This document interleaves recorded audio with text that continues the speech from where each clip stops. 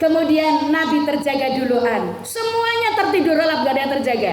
Nabi terbangun, begitu terbangun dibangunlah Bilal. Ya Bilal, betul kan apa yang kukatakan? Akhirnya Bilal terperanjat. Lalu Rasulullah SAW kumandangkanlah azan, mari kita sholat berjamaah. Gitu.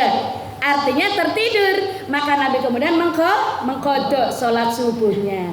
Dan sholat subuhnya tidak ditinggalkan qobliyahnya. Jadi sholat subuh itu walaupun ibu terjaganya kesiangan, qobliyahnya tidak pernah ditinggal. Jadi sepaket sholat sunnah fajar, ya, qobliyah subuh sama subuh. Jadi sepaket. Kata Nabi, sholat sunnah qobliyah subuh atau sholat fajar dan sholat subuh itu lebih aku cintai daripada seluruh permukaan bumi beserta isinya. Gitu ya. Jadi orang paling kaya di dunia adalah orang yang sholat subuh disertai qobliyah subuh. Mana? Jadi yang paling kaya bukan Elon Musk. Iya, ya. Elon Musk kan sekarang lelaki terkaya di dunia.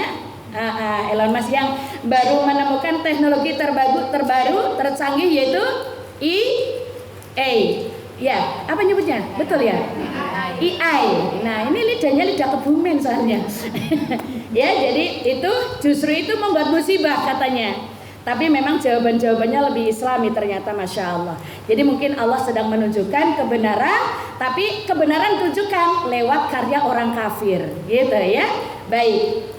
Oke, itu pendapat pertama. Nah, jadi pendapat pertama yang boleh dikodok itu sholat yang baru tertinggal karena uzur, karena ada sebab.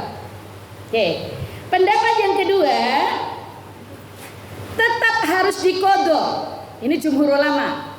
Jadi sholat terdahulu yang tertinggal tetap harus wajib dikodok. Ya. Jadi berapa tahun? Kalau misalnya ibu 5 tahun, maka kodonya ya 5 tahun.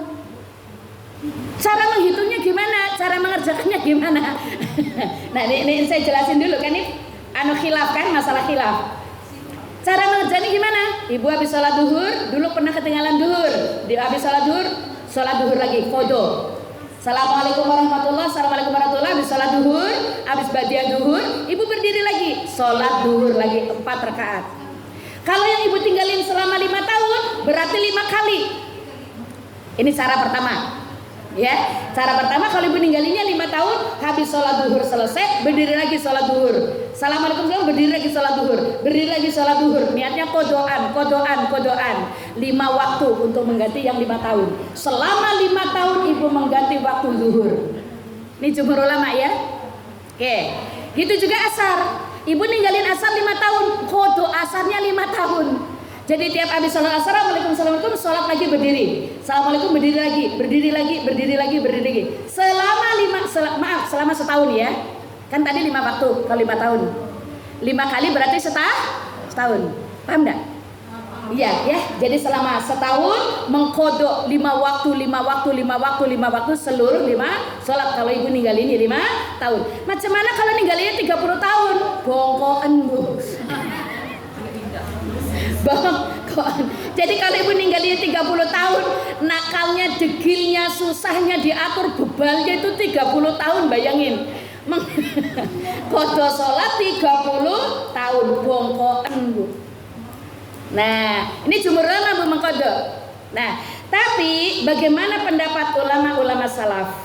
Nah, saya udah cek dari beberapa ulama-ulama dalam hal ini yang populer ya, termasuk Ustaz Firanda Andirja, Amir Nurbait, kemudian Syafiq Reza Basalama, Khalid Basalama, ya. Jadi ulama-ulama salaf dalam hal ini lebih cenderung kepada pendapat yang pertama, yaitu tidak mengkodok sholat yang dulu ditinggalin, tapi yang dikodok adalah sholat yang baru tertinggal karena uzur, gitu ya.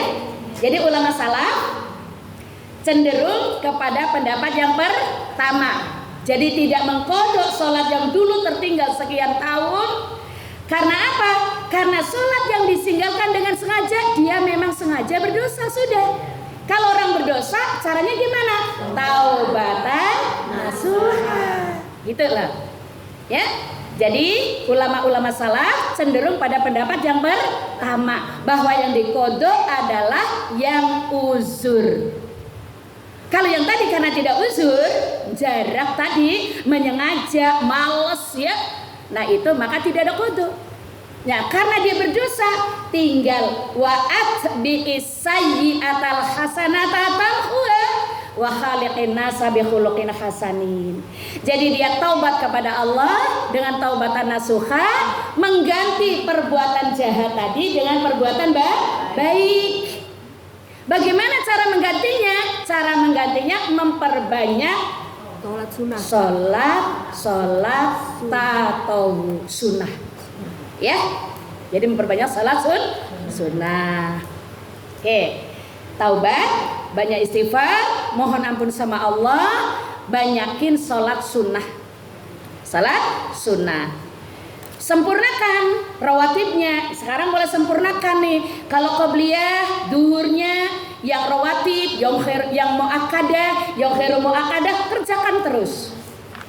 Rasulullah salat asar itu misalnya kata Rasul sallallahu alaihi wasallam, salat asar memang tidak ada yang muakkadah, tapi ada yang khairu muakkadah, kerjakan. Bahkan Nabi bilang kalau siapa yang sholat 4 rakaat sebelum sholat asar, semoga Allah merahmati dia. Sholat 4 rakaat sebelum asar. Sholatnya, sholat apa? Syukrul wudu. Tambah lagi sholat sunnah qobliyah asar yang khairu muakkadah. Gitu ya.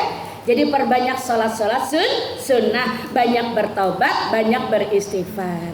Clear ya? Kemarin yang nanya siapa? Ayo saja. Oh, Mbak Dida ya. Oke gitu Mbak Dida ya.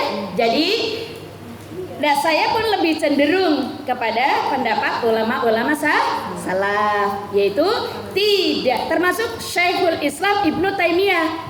Beliau mengatakan tidak ada